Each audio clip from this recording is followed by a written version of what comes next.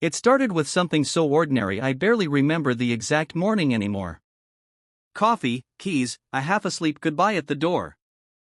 The kind of routine you stop noticing because it feels like it will always be there. She was in the kitchen humming while scrolling on her phone. I remember thinking how safe everything felt. Not perfect, nothing ever is, but stable. Like the walls of our life had finally stopped shifting. We had been together long enough that silence wasn't awkward anymore. It was comfortable. Or so I thought. Looking back, there were tiny moments I didn't question at the time. A second glance at her phone she'd hide too quickly. A laugh that stopped when I walked into the room. Little things you file away as nothing. I had no reason to doubt her. That's the part that still messes with me. I wasn't blind. I just trusted the picture more than the details. And trust, once it fully settles in, feels like something you could never misplace. We met through mutual friends at a birthday dinner that ran too late and turned into an after-party nobody planned. She was the kind of person who didn't need to try to be noticed, she just was. At first, it was simple. Messages that turned into longer conversations. Inside jokes that didn't mean much to anyone else. I didn't think of it as anything serious until it already was. When we moved in together, everything felt like momentum. Not a decision, just the next obvious step. We learned each other's habits, tolerated each other's flaws, built routines that felt like shared language. There were early cracks, I guess. She was private with her phone. Sometimes emotionally distant for no clear reason. But I told myself everyone has their space. I wanted to believe I was lucky. That I had found something stable in a world where nothing really is.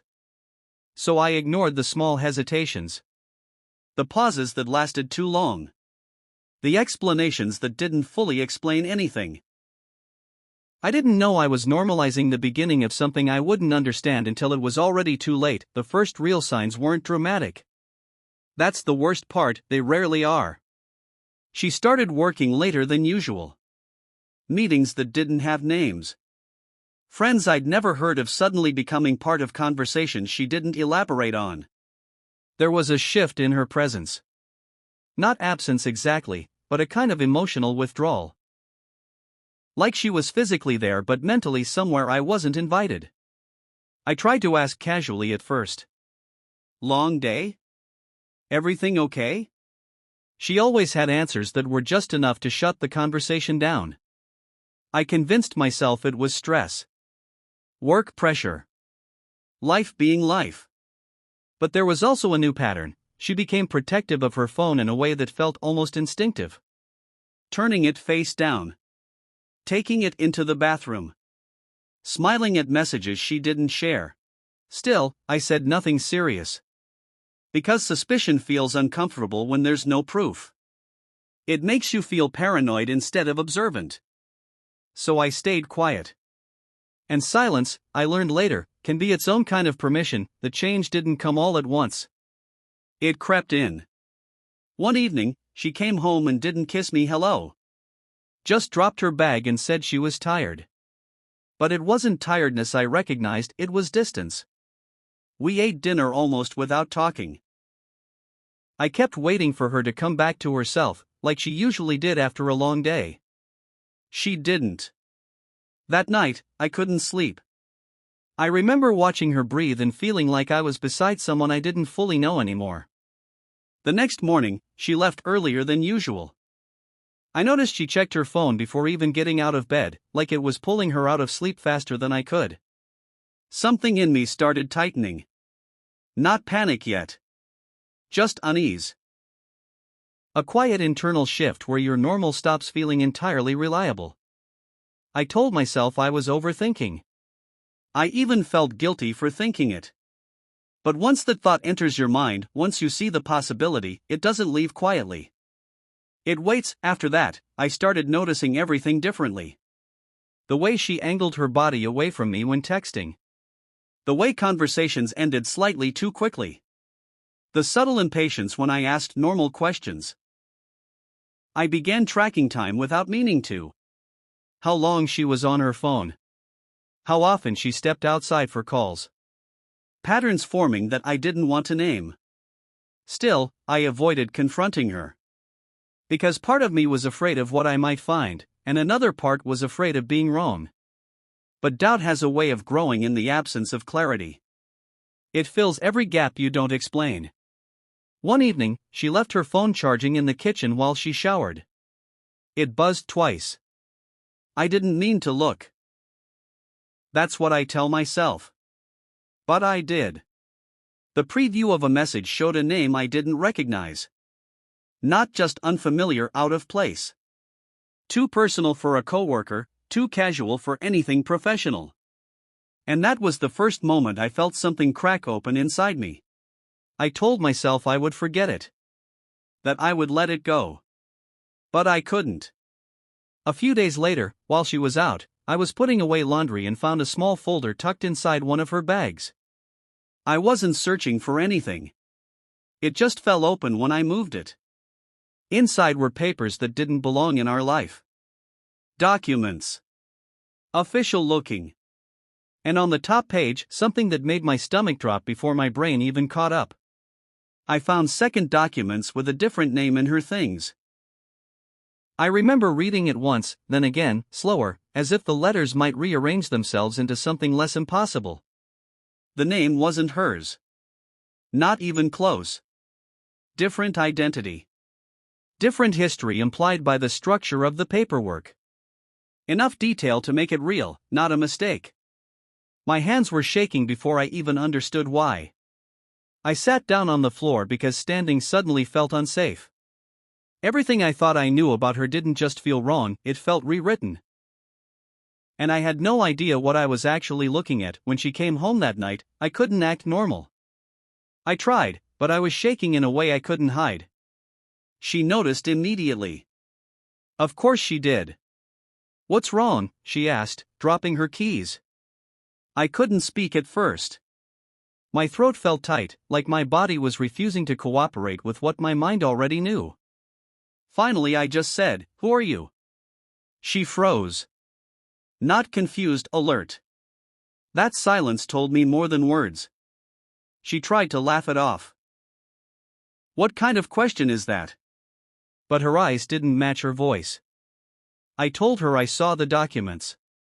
I said it slowly, watching for any reaction she couldn't control.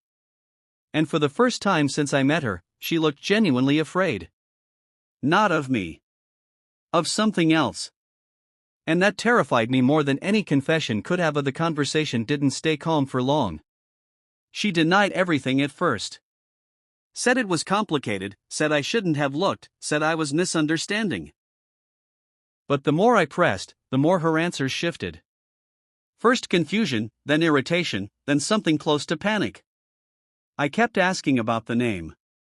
About the documents. About what else I didn't know. She finally snapped, telling me I was invading her privacy, that I was ruining things by digging. That's when I realized she wasn't denying reality, she was trying to control how much of it I saw. I asked her directly if she had another identity. She didn't answer immediately. That pause, long enough to feel like a lifetime, was the closest thing to confirmation I needed. Then she started crying. Not explaining. Just crying. And I sat there realizing I didn't know whether I was supposed to comfort her or fear her. After that night, everything became unstable. Some days she acted like nothing had happened. Cooking dinner, asking about my day, trying to rebuild normalcy piece by piece. Other days she was distant, almost unreachable, like she was guarding something inside herself she refused to share. When I brought up the documents again, she shut down completely. "You don't understand," she kept saying. But she wouldn't explain what I was supposed to understand. I started feeling like I was being pulled into a version of her life that had existed long before me, one I was never meant to see. And then the doubt changed shape again. It wasn't just about identity anymore. It became about what else she had hidden. Who else she had been. And whether I had ever really known her at all. The emotional weight of it started affecting everything. I couldn't sleep properly. I'd wake up and stare at the ceiling, replaying conversations, searching for hidden meanings that probably weren't there but felt like they might be. At work, I struggled to focus. People would talk to me and I'd miss half of it. I started feeling ashamed of my own curiosity, but also unable to stop it. Like I was trapped between wanting truth and fearing it. There were moments I still loved her. That's what confused me most. Even after everything, even with the doubt, the attachment didn't just disappear. But it was mixed with something else now. Resentment. Fear. A constant internal tension I couldn't resolve. I stopped recognizing my own emotional reactions. Nothing felt clean anymore. Everything was layered, love sitting on top of suspicion, trust underneath doubt, all of it tangled beyond separation. Eventually, the distance between us became obvious to everyone. Friends noticed. Conversations became shorter. Plans were cancelled more often. We stopped sharing details about our days because every detail felt like a potential trigger. I could feel our life narrowing into something fragile, like we were both avoiding stepping too hard in case it collapsed. I stopped asking questions altogether. Not because I trusted her again, but because I was exhausted from not getting answers. She seemed relieved by that silence. But it didn't feel like peace. It felt like surrender. And in that space, something between us quietly died without either of us naming it. People around us started noticing the strain. A mutual friend asked if we were okay. I didn't know what to say. How do you explain something you don't fully understand yourself? She, on the other hand, became defensive when anyone brought it up. It's fine, she would say too quickly. But nothing was fine. There were nights she didn't come to bed at the same time. Nights I pretended not to notice her slipping back into the room hours later. I stopped asking where she had been. Not because I trusted her answers, but because I was afraid of what asking might finally force into the open. We were still living together, still technically together, but emotionally, it felt like we were occupying different versions of the same house. At one point, I tried to fix it. I suggested therapy. Not because I knew what we were fixing, but because I needed something structured to hold on to. She refused immediately. Said it would make things worse. Said I needed to let it go. But I couldn't let it go. Not with so many unanswered pieces. I told her I just wanted honesty. Whatever it was. That's when she looked at me in a way I still can't fully interpret. Not anger. Not sadness. Something more like resignation. She said, "There are things I can't undo by explaining them." And that sentence stayed with me more than anything else. Because it implied the truth wasn't just hidden, it was irreversible. Eventually, we separated without a clear ending. No dramatic breakup. No final argument that resolved everything. Just distance that became permanent. She moved her things out in stages, like she couldn't fully commit to leaving or staying. The documents were never explained properly. Every attempt to revisit them ended the same way: silence, tears, avoidance. I stopped trying to solve it. Not because I understood, but because I accepted I might never understand. There were moments I almost reached out afterward. Moments where I missed her more than I feared her secrets. But I didn't. Some doors, once opened, don't lead back to the same place. Now I think about it less often, but it never fully disappears. I still don't know who she was in those documents. Or why they existed. Or what version of her life I was actually part of. What I do know is that trust doesn't just break, it fractures your ability to interpret reality the same way again. Sometimes I wonder if I ignored signs I shouldn't have. Other times I wonder if I was never meant to understand them at all. I don't hate her. I don't even know if I'm angry anymore. Mostly I feel like I lived inside a story that had another story running underneath it the entire time. And every now and then, I catch myself thinking about that folder again. Closed. Quiet. Ordinary looking. Containing a version of truth I only ever saw for a few seconds, but never really left behind.